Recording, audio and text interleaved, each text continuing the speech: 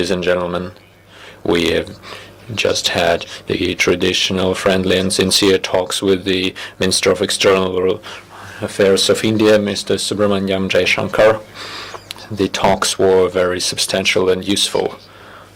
Russia and India share close historical links which are characterized by mutual respect, the self-sufficiency, sustainability to any geopolitical volatility. And today we were united in our opinion that strengthening the Russian-Indian special privileged strategic partnership is in favor of our people, and it contributes to the regional and international security and stability. We were satisfied to note, therefore, the regular and intensive nature of the political dialogue between our countries at the highest level and at the levels of ministries of foreign affairs. We welcomed the positive dynamics of the bilateral trade. By September, our trade volume has increased year to year by over 130%, almost reaching the point of $17 billion. We believe that the goals set forward by our leadership to increase the trade volume to $30 billion will soon be achieved. We were sharing the belief that the key area of trade and economic and investment cooperation, as well as cooperation in the area of logistics and transportation and high-tech, is the Intergovernmental Russian-Indian Commission on Trade and Economic, Scientific and Technological Cooperation. And today, the distinguished minister had a meeting with his counterpart, with his colleague, the Deputy Prime Minister of Russia, Denis Manturov, who is a co-chair of the Commission. And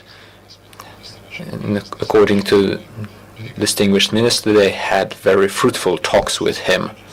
We also had a detailed discussion of the current state and the prospects of the talks currently taking place regarding the matter of launching an international north-south transportation corridor, as well as a number of other areas which are directly linked with logistics in our common region. We see good prospects of cooperation in the area of energy, including the increase of the hydrocarbon exports from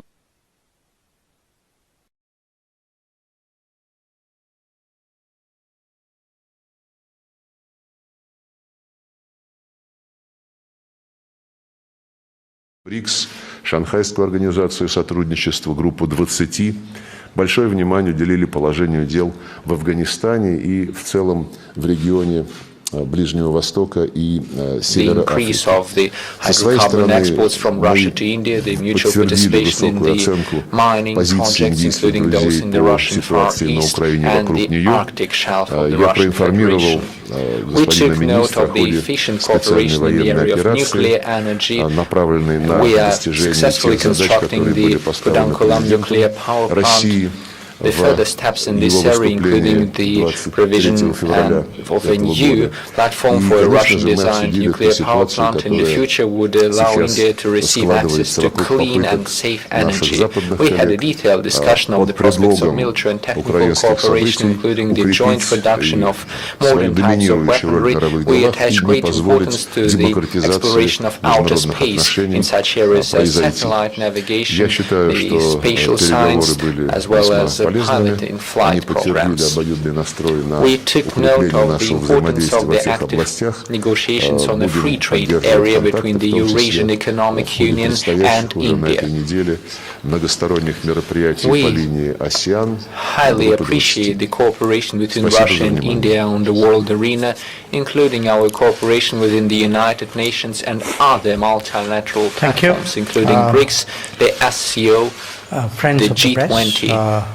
We attach great importance to the state of affairs in Afghanistan and overall in the region of the Middle East and North Africa. I also met Deputy Prime Minister Denis Manturov, the high appreciation of the Indian friend's position on the situation in and around Ukraine. I have informed the distinguished we, of course, minister, are still on the in the current midst state of of the our special discussions. military We have operation, which is done, aimed at achieving one the round goals which have been set of our forward by the talks, President of the Russian so Federation. I will give you both a back readout in of his what we speech discussed, as well made on as the 23rd some of, issues or which rather I think we will 23rd be of February taking this forward, year, and we also discussed immediately the after this situation press which conference. is currently taking place around Now, the attempts of our Western before colleagues I come to that, to use the it pretext is of the important Ukrainian that events I to lay out strengthen the context their for this own visit. domination in the global affairs. Normally, that would in order not be not to necessary, allow but these more are democratic unusual processes times. in the international relations. Let me begin by I believe emphasizing that the that talks India were and quite Russia useful for have a us, and they long-standing have confirmed partnership our mutual that has aspiration served to strengthen both our countries cooperation in very all well over many decades. This covers a range of practical cooperation in fields like trade, investment, energy, commodities, etc., as well as sensitive domains like defense, space, and nuclear. My objective in coming here today is to sit down with my Russian counterparts, Minister Lavrov and Deputy PM Manturov, and assess how we are doing. There are clearly challenges that we need to address, as well as prospects that we are exploring.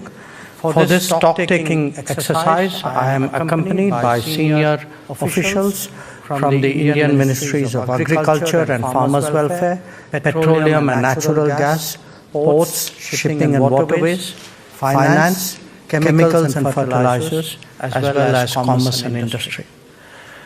In the last few years, we, India and Russia, we have grappled with how to expand our bilateral trade and introduce more factors of long-term stability and growth. Some of these discussions are now yielding results, accelerated by the stresses that the global economy is currently experiencing, including as a result of the Ukraine conflict. Minister Lavrov and I have noted the significant growth in our bilateral trade this year and focused on how to make it more sustainable. We are naturally concerned at the trade imbalance and have raised with the Russian side how to address impediments that stand in the way of greater Indian exports. We reviewed the progress of our space and nuclear programs. It is also essential that our time-tested defense relationship continues to perform smoothly. Notably, our energy and fertilizer cooperation has been strengthening, and our achievements of the last few years have become a foundation to do more. Foreign Minister Lavrov, of course, has spoken about some of these issues in his remarks. We discussed ways to expand and diversify our cooperation, moving beyond traditional areas. Promotion of inter-regional cooperation has been a key priority for us, particularly with the Russian Far East. We also discussed enhancing connectivity, including through the International North-South Transport Corridor, as well as the Chennai-Vladivostok Eastern Maritime Corridor.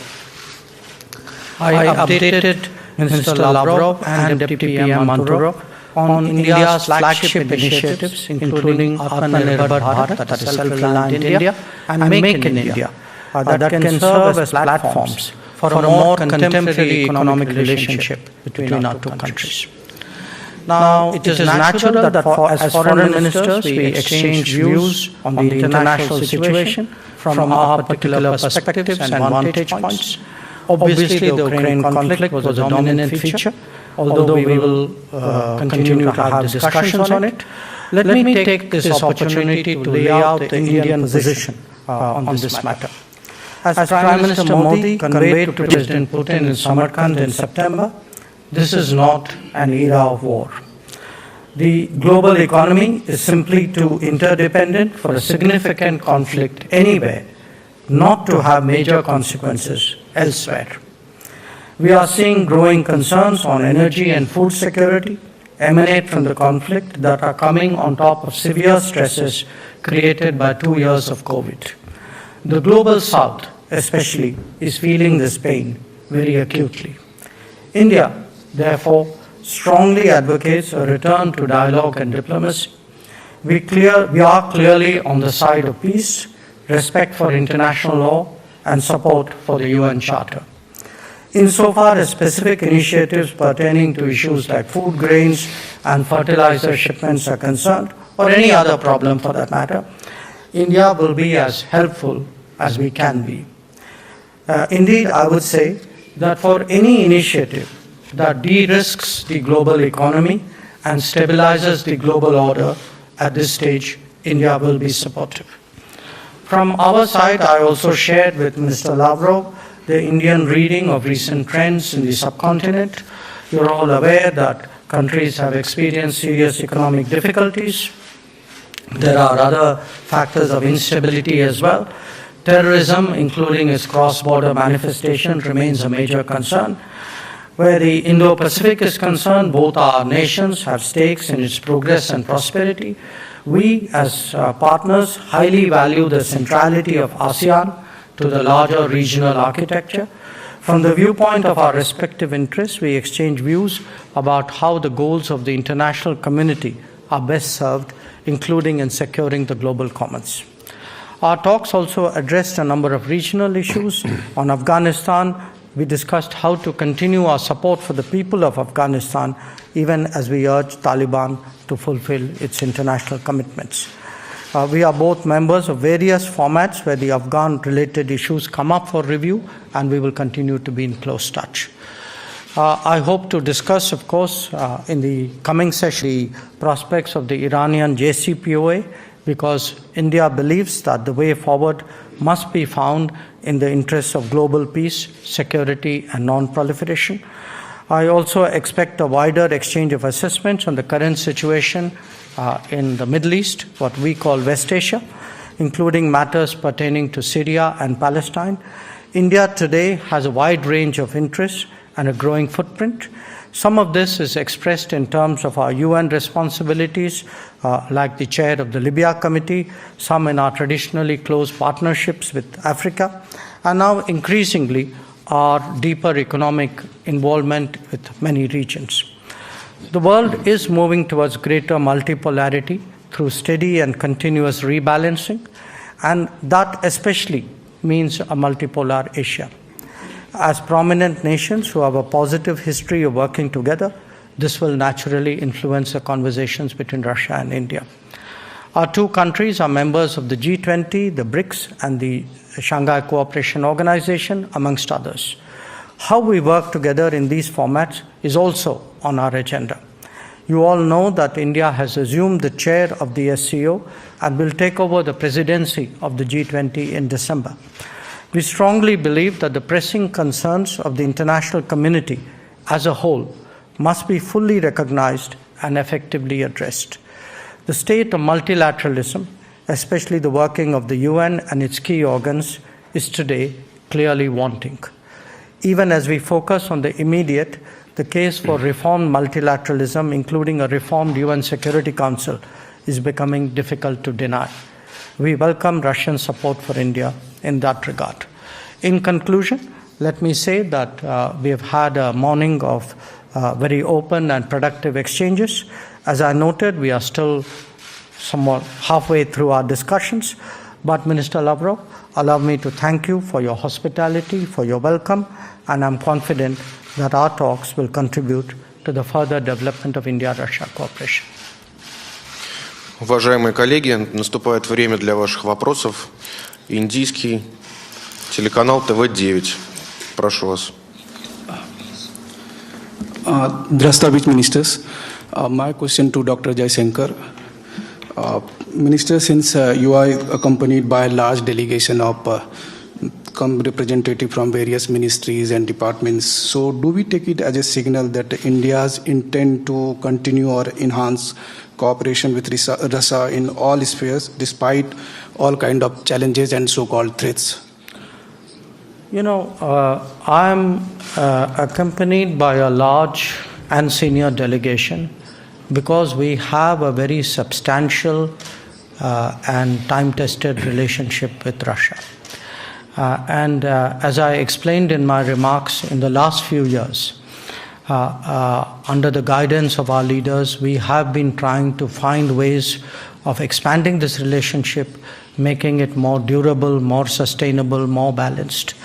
So today, when I look back at the discussions both with Minister Lavrov and Deputy PM Manturov, we discussed areas where, there's a natural convergence of interest between India and Russia. And we do so, when we do so, we not only serve our national interests, we actually today, as major G20 economies, we are actually helping to stabilize the world economy as well. And at this time of great global volatility and uncertainty, I think this is a very good thing that we are doing. So I'm very glad that today's discussions helped us to move forward on many issues, and I felt that the Russian side had a similar sentiment. Информационное агентство ТАСС, пожалуйста. Добрый день, Лейла Тураянова, ТАСС. Мой вопрос обоим министрам. Ситуация в Афганистане продолжает вызывать тревогу как у Индии, так и у России. И основываясь на ваших сегодняшних дискуссиях, каким вы видите дальнейшее сотрудничество между Москвой и Нью-Дели по афганскому вопросу? И дополнение для вас, Сергей Викторович. В середине ноября планируется очередное заседание московского формата консультаций по Афганистану. И стало известно, что новые афганские власти не приглашены на эту встречу. Хотя, например, в прошлом году во встрече московского формата талибы принимали участие. Как бы вы могли это прокомментировать и пояснить, с чем связано такое решение? Спасибо. Как мы уже сказали в наших вступительных словах, мы подробно обсудили ситуацию в Афганистане и те задачи, которые стоят перед международным сообществом, чтобы помочь афганскому народу стабилизировать ситуацию и прийти к общенациональному согласию о том, как дальше жить в их стране. Мы работаем с талибами, и по нашей линии наши индийские друзья также осуществляют необходимые шаги в этом направлении. Пока еще мы не достигли нашего желаемого результата, пока еще мы не увидели, что наши коллеги, которые сейчас являют собой власть в Кабуле, движутся достаточно быстро по тем направлениям, которые были объявлены в качестве их обязательств перед своим народом, особенно имею в виду необходимость все-таки консолидировать этнополитическое единство афганского народа, обеспечить инклюзивный этнополитический характер власти. Мы продолжаем эту работу, и одним из таких этапов будет очередное заседание московского формата. Оно состоится уже на следующей неделе. Индийские друзья будут на нем представлены, как и все остальные участники предыдущих мероприятий такого рода. У нас есть, как я уже сказал, регулярный контакт с представителями талибов. Они будут посвящены в то, чем будут заниматься участники встречи московского формата. И, конечно же, мы никаких секретов от представителей Афганистана не имеем. Мы подробно пробрифингуем и талибов, и другие политические силы, которые там существуют. Let me add to that with 4 points. One, it's important that the world not forget what is the situation in Afghanistan. Because today, I think it's not getting the attention that it deserves. There is a humanitarian situation, and at least where India is concerned, we have stepped forward by providing food, providing medicines, providing vaccines, and trying to find ways by which the Afghan people are supported in a very difficult phase of their history. Secondly, the international community, with good reason, has concerns about terrorism and terrorists who operate out of Afghanistan. There have been commitments which have been given in this regard. It's legitimate that the international community, especially the neighbors, today work together to ensure that that there is no terrorism threat that comes out of Afghanistan. Third, the commitments which have been made in respect of Afghanistan are covered by a UN resolution, a Security Council resolution 2593. It is important that those obligations are kept. And finally, We discuss Afghanistan in various formats. It is part of the tradition of our relationship, India and Russia, that in some of these formats we have cooperated. So we look forward to being present here during the Moscow format as well. Телеканал RT. Прошу вас. Hello, Donald Corder, Russia Today. This question is for Minister Jaishankar. India, of course, has been facing pressure from the West for its relations with Russia. So I'd like to ask basically a three-pronged question. The first is, what do you see as the intent of the West, specifically the United States, in pressuring India for these relations? What stance will India take in the future towards Russia as a result of this pressure? And what does New Delhi think about the Western calls to establish a price cap on Russian oil exports?